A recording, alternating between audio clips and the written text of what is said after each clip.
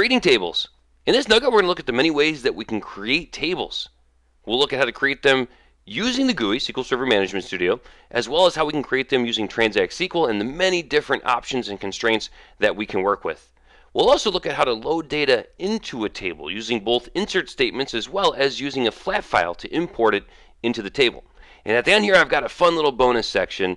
We don't really cover triggers too much. It's not really a requirement in database fundamentals, but I want to show you something cool and get you familiar with what they're all about. I've got a very simple trigger that we're going to put on a table to audit that table. So any changes that happen to that table, data is generated so we can go back and see who did it and when and what.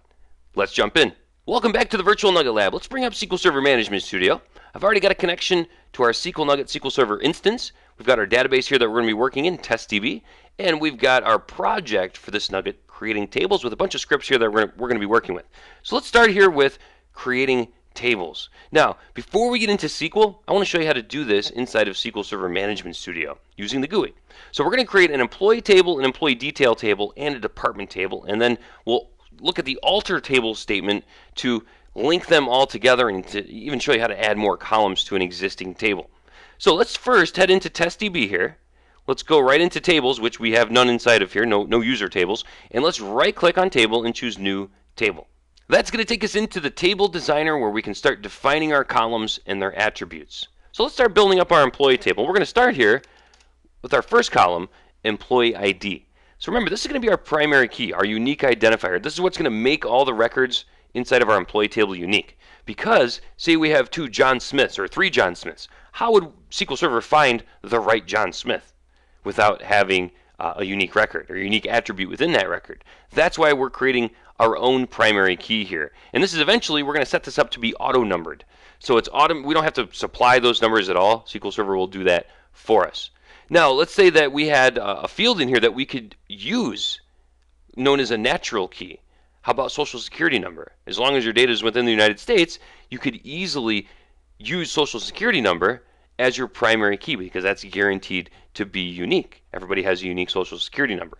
But in this case, we're just going to create our own. So we'll call that employee ID. And now we need to specify our data type. And there are tons of data types inside of here. Let me go over some of the important ones and point out some important things to note about these. So integer, which is what we're going to use here, is our numeric data, right? Whole numbers. So we've got small int, we've got regular, just int, and we've got big int, all of those with different ranges. So if we were to choose a small int, which has a range of 0 to 255, we would only be able to store 255 employees before we'd run into problems. So that's why we'll choose a regular int, which goes up to 32,767. Big int goes up into the billions of records, or billions of numbers. So that's integer. We also have binary, and there's also another data type called image. Those are for storing binary information, like images or videos or music files. We also have bit. True, false, on, off. We'll be adding a bit column into this table here shortly. We have character data. And we have a couple of different ways to store character data. We have regular char. We also have varchar. You'll see that one down here. There it is, varchar. And then you have nchar and nvarchar. Here's the differences between these. Char, just regular old char here, means it's going to reserve and always reserve that amount of storage underneath the hood. So what that basically means is if you're storing data with the same length, say you've got some code that's always 5 characters long, then you'll use regular char. But if you have like a description field where you have, some people may put a description that's 5 characters or 10 characters, others may put in these huge descriptions that are thousands of characters, you'll use varying character because it'll optimize the storage underneath the hood for that data. Let's see, what else? Oh yeah, in nchar and nvarchar, those are for storing Unicode data, good for globalization to support many different languages and character styles. What else do we have in here? Oh yeah, lots of different date times for storing different formats and different sizes and different ranges of dates. You've got decimal and floats for extremely precise numbers with decimal places. We've got geography and geometry, which are spatial data. And then if we head down here, we've got specialized ones for money. Oh yeah, and the max here is going to store the max number of characters for that specific data type. Let's see, what else we have in here? Small variations of everything we just talked about. We've got a SQL variant, which is basically all the data types combined into one. You've got unique identifier. I'm going to show you that when we get into our audit table. And then you've got XML. for storing XML data. So lots of different data types. Certainly look in the documentation if you want to get more details on what kind of data fits inside of a data type. But what we're going to do for our employee ID here is an integer. And now I mentioned we want to auto number this. So if we head down into the properties for this column, we can see down here, these are the properties. We are going to choose, head down to the table designer here, and we want to head into identity specification. So if we expand this, we're going to say is identity? Yes, you can choose your increment and your seed. Your seed is what it's going to start at. Increment is how much it's going to increment by. So generally you're going to use 1, 1 here. And what that basically means is the first record is going to be 1, next one 2, next one 3, all the way up to the max of your data type. All right, so that looks good there. And now we want to specify this is the primary key, which is going to put a unique constraint on here as well as ensure that nulls are not allowed. There we go. So now nulls are not allowed on this column, and it's guaranteed to be unique. The next column we're going to create here is department ID.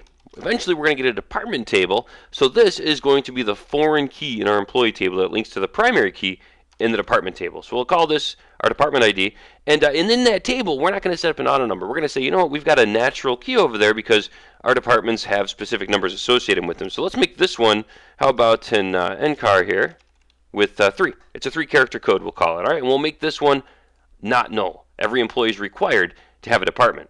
Next up, how about first name? We need to track the names of our employees, right? So we'll do that. We'll set this one up as nvarchar 50, also not null. We're going to require that the name for an employee is entered. So we'll do both first name and last name here, essentially the same attributes on both of these columns.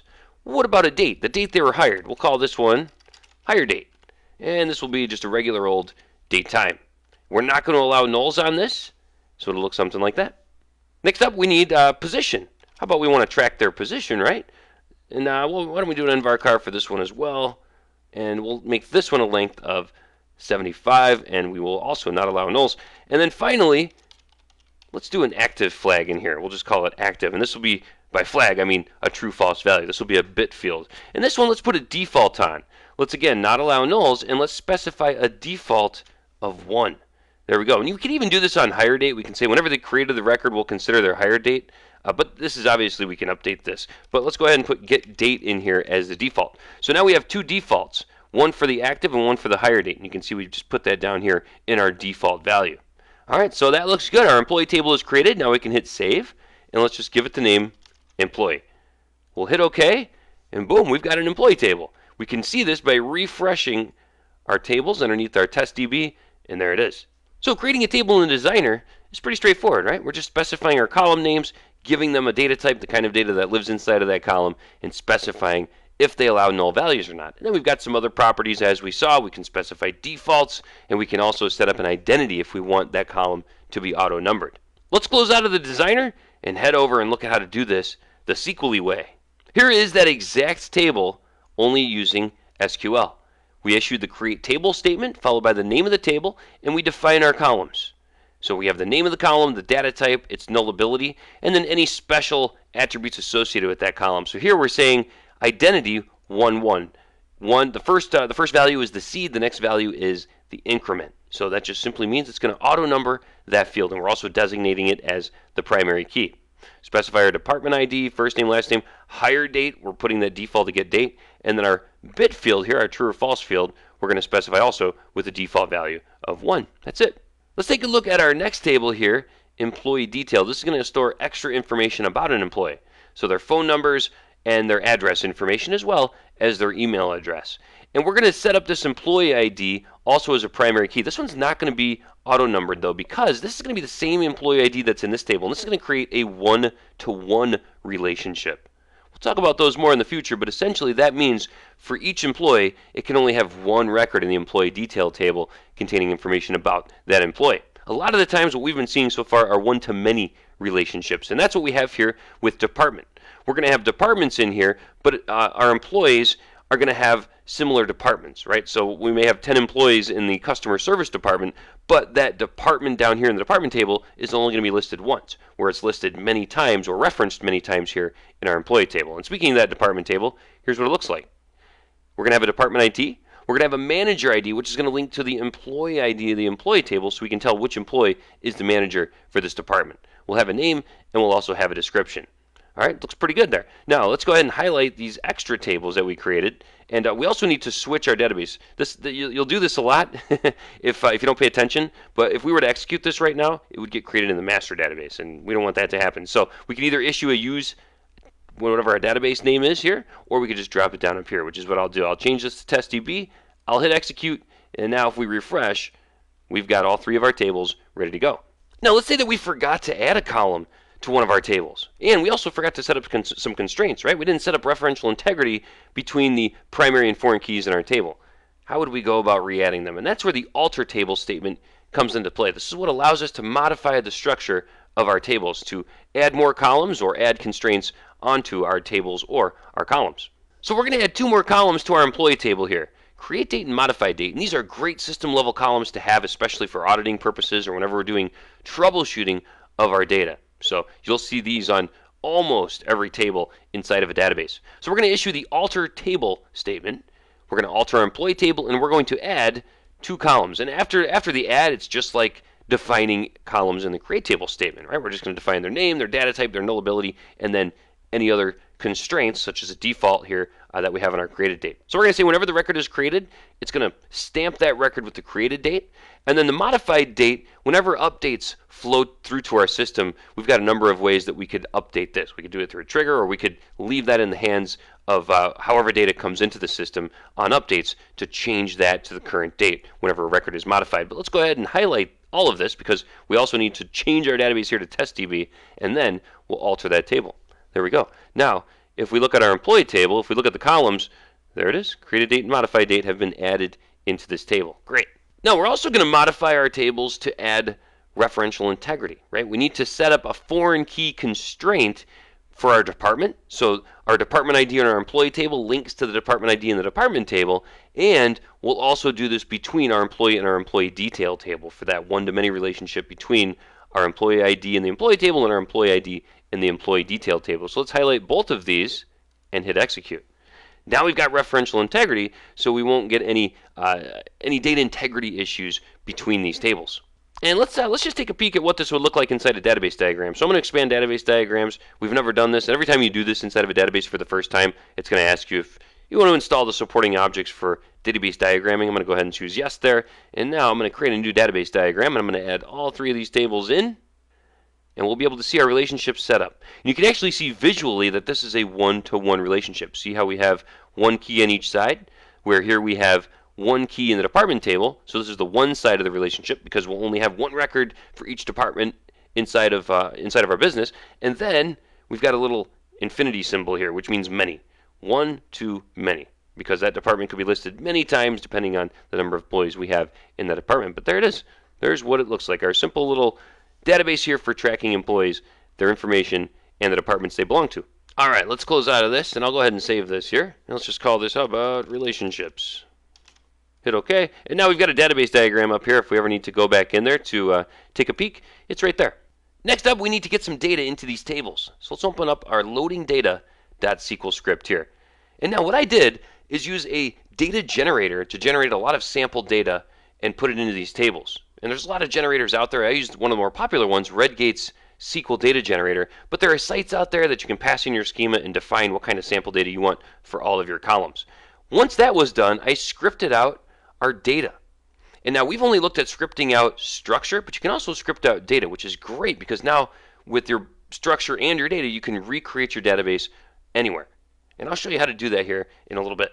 First, let's get some data in these tables by running the script. Now, anytime you have referential integrity and constraints set up in your tables, it's difficult to do a bulk load like this. So what you'll generally end up doing is disabling the constraints. So this is actually going to turn off our referential integrity, our foreign key constraints, as well as all the other constraints on the tables, defaults and all of that, so we can load up, bulk load all of our data. And the last thing we'll do at this, after this script, after all the data is loaded, is turn them back on by issuing an alter table, name of the table, check constraint rather than a no check constraint. And you can do specific constraints, or in this case, we're just going to do them all. That'll make it much easier.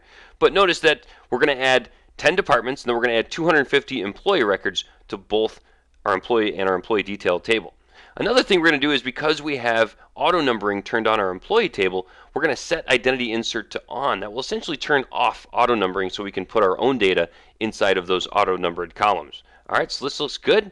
Let's execute this query, which is going to switch our database to TestDB, disable constraints, load up all that data, and then re-enable those constraints. Ready? Here we go. And there it is, done. Query executed successfully. We should now have all kinds of data in here. In fact, if we right-click on employee and go to properties, watch this. You can head into storage. You can actually see, look at that, we've got 250 rows. We can see how much space our data is taking up. We can also just take a look at the table here too. If we just do a select, we can see we've got 250 rows in here, and here is the sample data for our employee. Cool, so we've got employee ID, we've got the department that they belong to, first name, last name, hired date, position. That's just a bunch of random data there. We can go in there and fix some of that. And then active, if they're an active employee or not. 1 is yes or on or true.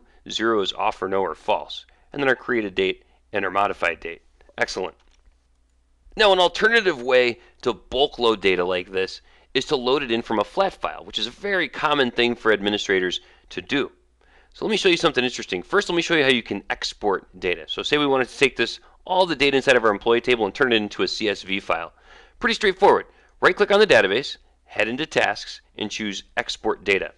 We're going to walk through a little wizard here, and the first thing we need to do is specify our data source. So we've got all of these providers in here. We're just going to choose the OLADB provider for SQL Server. That's probably the best one to use, the standard one and the fastest one. So we'll choose our server, SQL Nugget, our database, TestDB. We'll hit Next. And now we need to specify our destination. Where's this data going to go to? A flat file, Excel. You can export it to Access. You can export it to really anything that supports any of these providers. Let's choose a flat file destination, and let's browse for that destination. And let's just call this one, I'll just put this on the desktop for now here. We'll call this a CSV file, and how about employee data? Perfect. We'll hit Open. We'll choose that this is going to be delimited. We'll choose Next. And then we're going to copy data from one or more tables or views. We'll hit Next, and now we're going to specify that table. Let's choose our employee table.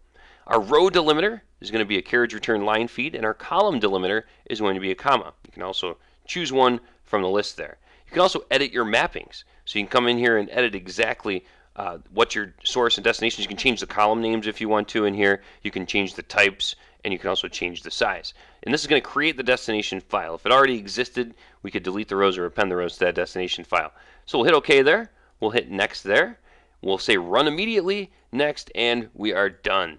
And that's it. Look at that. 250 rows transferred. And now if we head to our desktop, check it out. There is our CSV file containing all of that data. So now if we wanted to import this data back into the employees table, we would just do the reverse of that. We could run through the import wizard rather than the export wizard, which is essentially the same thing. Choose your source, choose your destination, map your columns, and boom, you're done. So that's how we can create tables in both the GUI and with SQL, how we can alter or modify tables, and how we can get data into tables. The next thing I want to do is have a little fun here with triggers. So what we're going to do is create a trigger on top of our employee table that anytime somebody updates data in that table, an audit record is generated. This is a very common thing to do, and also a very good thing to do, because it'll make troubleshooting so much easier, troubleshooting data issues so much easier, because you'll have an audit of everything that happened on this table. You'll know who did it, where they did it, what time they did it, and what they did. So let's switch our database connection context here to use TestDB, and then we're going to create our audit table called Employee Audit. Inside of here, we're going to have audit ID as our primary key. And notice we are going to use the unique identifier data type. So we're going to say this is a hot table. People are in it all day long, and we could potentially have billions of records inside of our audit table. Another good use of unique identifier, because it's a huge number that is guaranteed to be unique across machines and across space and time. So this will be a very good example of if you have a table that you want the data in it to be unique across all of your servers, across your organization. Maybe you have offices all over the world, and you want the data inside of here to be unique across all of space and time. Then this is where you'll use unique identifier. And just to show you what it looks like, the new ID here, let me show you. New ID function returns a global unique identifier every time you execute it. See this? Every time I'm hitting it, it's generating a unique ID. So yeah, if you are working with a lot of data that spans a lot of servers, this is a good candidate. And you will see it out there in the wild used quite a bit, and in some cases overused. But we're going to use it here for our audit ID, so that'll be our primary key. We're going to have state. And state meaning, is this a new or an old record? Because anytime an update goes to a table, two things happen. It's going to be a delete and then an insert, right? So we'll call that old and new. So that's why we have the state here of old and new. We'll have the old value as well as the new value when anybody does an update on a record. And notice we're using a check constraint here. We're saying the only valid values that are allowed inside of the state column is new or old. Then position. This is the data field we're going to track from our employee table right here. So it's the only one. Now, a lot of times in an audit table, you're going to track changes for all of your sensitive data, right? Or, all of the data inside of a table. We're just going to do it for one here. Position. Then we're going to track the user that did it, the machine they did it on, and the date and time that it happened. All right, let's go ahead and create our employee audit table here. There we go. Now we should have it created. If we refresh our tables, there it is. Excellent. Now we're going to attach a trigger to that table. We're going to do a create trigger, give it a name, on our employee table. So this is going to attach a trigger to our employee table after update. So anytime an update occurs, this trigger is going to get fired and this SQL is going to run. And how triggers work is underneath the hood you have that deleted table and that inserted table. Deleted is the old data going out, and inserted is the new data coming in. So that's why we have two insert statements. That means every change will generate two records in our employee audit table, a snapshot of the old and a snapshot of the new. Notice we're using some functions in here. New ID will generate that unique identifier. SUser SName will give us the current logged in name of the user that is executing the statement. Host name will give us the machine name that they executed it on, and then we're getting the current date and time and putting that inside of the log date. So let's go ahead and create this trigger. There we go. It is created. And now we should be able to see that trigger in our employee table. If we expand this and expand triggers, there it is. Now our audit table should be empty. So let's go ahead and just edit top 200 rows. We can see it's completely empty. Let's go to our employee table and make a change to that position. So let's find somebody's position here, and let's call this person, how about a developer? All right. And now that I tabbed off of that record, that change should have been made. So if we come back in here and re-execute this, look at that. Here is our new record, developer. Here is our old record. See that? Position. There it is. Pretty cool. We could do the same thing. We could flip back here. Let's change this one right here, which is currently the number 6. Let's change this to our CEO. Tab off of that record. Head back, re-execute this, and we should have two records in there. There's the old one. Position was 6. Here's the new one.